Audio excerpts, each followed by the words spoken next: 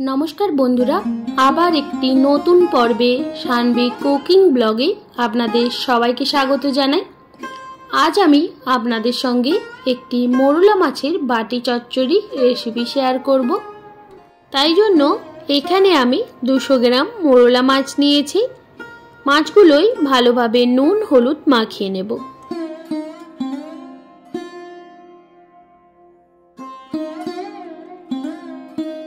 माछगुलोई खूब भालोभाबे नुन हलुद माखानो हये गेछे।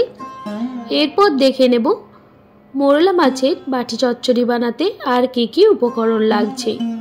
एखाने आमी दुटो छोटो साइजेर पेंयाज कुचिये नियेछि आर 3 থেকে 4টা लंका माझखान थेके चिरे नियेछि आर एकटा मीडियम साइजेर आलू एकदम सरू टुकरो करे केटे नियेछि।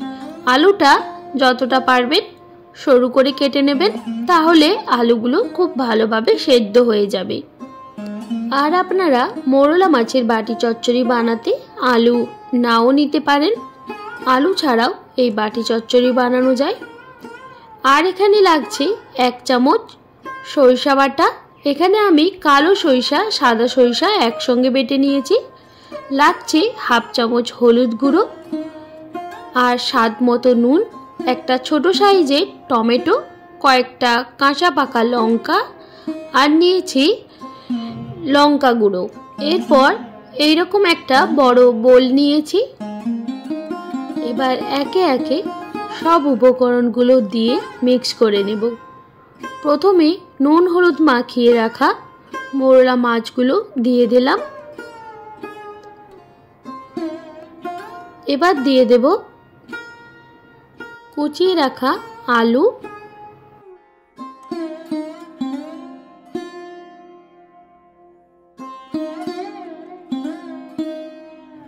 দিয়ে দেব কেটে রাখা পেঁয়াজ। আলু কিংবা পেঁয়াজের পরিমাণ আপনারা কমিয়ে বাড়িয়ে নেবেন। দিয়ে দিলাম কেটে রাখা লঙ্কা। এরপর দিয়ে দেব টমেটো কুচি। এরপর দিয়ে দেব বেটে রাখা সরিষা আর দিয়ে দেব হলুদ গুঁড়ো, দিয়ে দেব লঙ্কার গুঁড়ো, স্বাদ মতো নুন আর হাফ চামচ মতো সরিষার তেল। এবার এই সমস্ত উপকরণগুলি ভালোভাবে মিক্স করে নেব।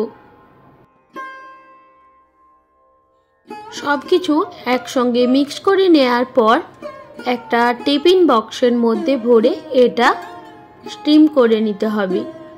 আপনারা চাইলে একটা টিফিন বক্সের মধ্যে একসঙ্গে সব উপকরণগুলো দিয়ে মিক্স করে নিতে পারেন।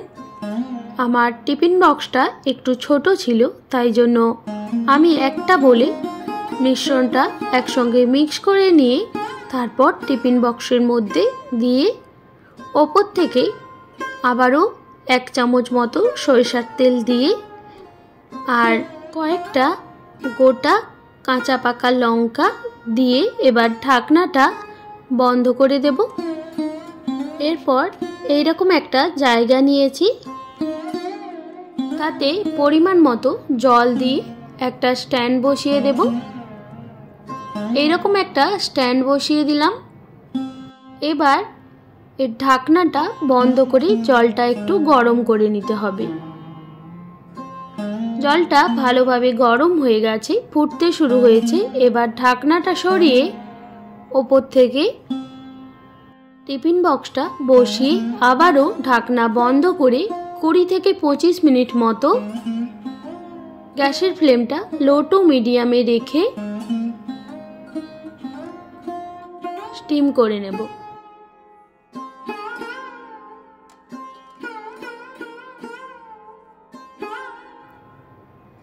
ফিরে আসলাম 25 মিনিট পর।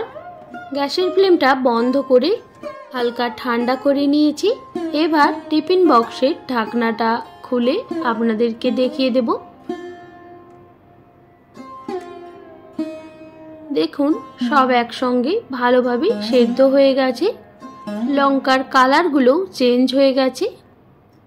মোরলা মাছের বাটি চচ্চড়ি সম্পূর্ণভাবে রেডি। দেখুন কতটা লোভনীয় হয়েছে। আপনারাও এইভাবে বাড়িতে অবশ্যই ট্রাই করবেন, এটা ভীষণ ভালো লাগে খেতে। আশা করি আজকের রেসিপিটি আপনাদের ভীষণ ভালো লেগেছে। যদি ভালো লেগে থাকে একটি লাইক আর বন্ধুদের সঙ্গে শেয়ার করে দেবেন।